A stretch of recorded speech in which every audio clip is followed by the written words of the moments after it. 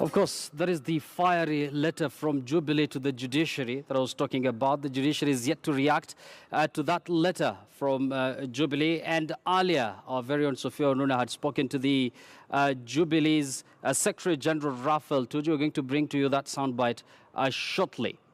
Now, is the minority coalition in Parliament, NASA, abdicating its crucial role of oversight by skipping the vetting, now process of presidential appointees as well as parliamentary sessions? Now, according to Minority Leader in the National Assembly, John Buddy, since they don't recognize the Jubilee regime, they will first be weighing which bills and motions to participate in to avoid being used as a rubber stamp. Chris Tairo examines that. You cannot turn back the clock of history. Sights and sounds of the 11th Parliament when Ugunja MP Opiyo Wandayi was frog-marched out of Parliament for disrupting President Uhuru Kenyatta's State of the Nation address. Fast forward to the 12th Parliament, and the same minority coalition has now decided to change tact and strategy on how they will be dealing with government agenda in the House. It's not going to be a very easy period in Parliament or in terms of discharge of responsibility, because you will not be surprised if NASA will be participating in the proceedings of Parliament depending on what is on the order paper. I know the question is arising that therefore you are giving Jubilee leeway to ram through names which don't qualify. That is even better. You know, there are very many ways of skinning a cat.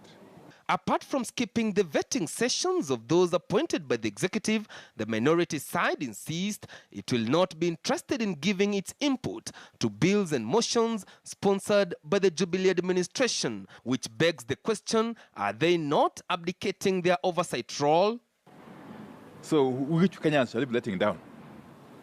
While most of those Kenyans actually support our position. Yeah. So there's still nothing to talk about. The issue of the Jubilee Cabinet Secretary is just one issue, one minor issue. The general feeling within NASA is that those elections were not conducted free and fairly. And the appointees that were being vetted last week were appointed by the executive, in which executive we have issues.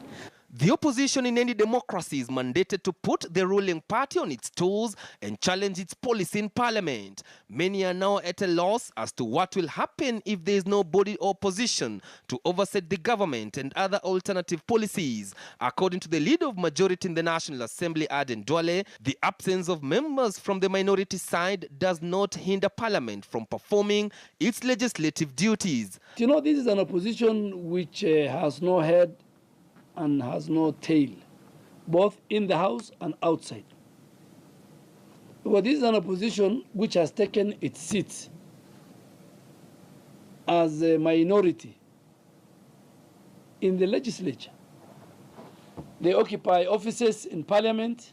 They use vehicles belonging to Parliament.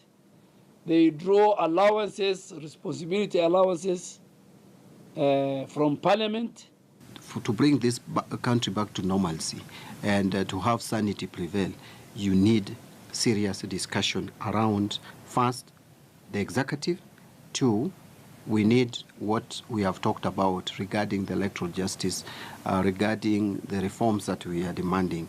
There is a need for that discussion. Once the discussion kicks off, then I'm sure then we may make a decision as a coalition. As it stands, most of the members affiliated to NASA and termed to be rebels are yet to receive their security back, a move they have termed as dictatorial. My security was withdrawn on 30th, and I don't think I need security now.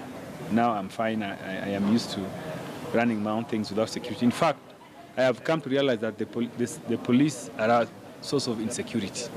So I will not be asking the government to give me security. I'm okay.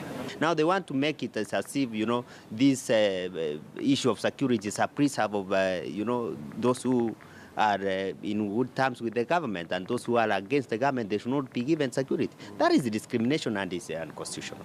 The NASA coalition is expected to be meeting on a regular basis and decide on the bills and motions that they will be participating until the Jubilee regime agree to dialogue.